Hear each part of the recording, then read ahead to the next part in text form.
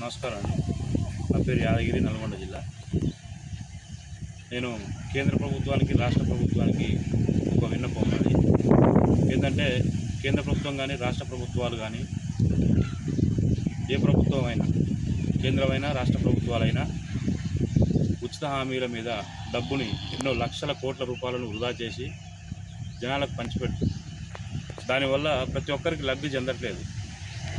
అయితే ఈ ఉచిత హామీల వల్ల ఏం జరగట్లేదు, కొన్ని కోట్ల రూపాయలు వృధా అవుతున్నాయి. కాబట్టి ఇప్పుడు ఈ కేంద్ర ప్రభుత్వం అయినా, రాష్ట్ర ప్రభుత్వం అయినా ఉచిత హామీలు ఇచ్చే బదులు ఉచిత విద్య, ఉచిత వైద్యం, ఈ విద్య మీద, వైద్యం మీద ఫోకస్ చేసి అదే డబ్బుని, ఉచితాల మీద ఇచ్చే డబ్బుని విద్యకు, వైద్యానికి అందించి విద్యార్థుల భవిష్యత్తుని మార్చాలని, వైద్యం వల్ల జనాల ఆరోగ్యాన్ని కాపాడాలని, ఈ డబ్బుని దీనివల్ల ప్రతి ఇంటికి లబ్ధి చెందుతుంది.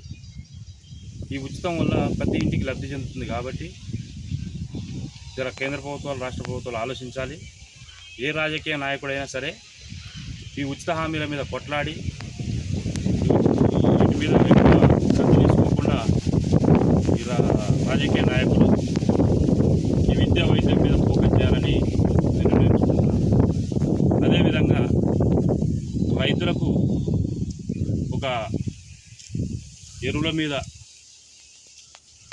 మీద ధరను తగ్గించడం కానీ, పంటకి వడ్లకు మద్దతు ధర ఇవ్వటం కానీ, అదేవిధంగా ప్రతి ఇంటికి నిత్యావసర సరుకుల మీద అవసరపడి ఉంటాం. నిత్యావసర సరుకుల మీద సగటు ధరను తగ్గించాలి. దానివల్ల జనాలకు అందరికీ, ప్రతి ఇంటికి లబ్ధి చెందుతుంది. మెయిన్గా విద్య, వైద్యం, నిత్యావసర సరుకులు, రైతులకు ఎరువులు, వాటి మీద ధరలు తగ్గించి దాన్ని ఫోకస్ చేయాలి. కానీ ఉచిత హామీలతో కొన్ని లక్షల కోట్ల రూపాయలు వృధా చేసి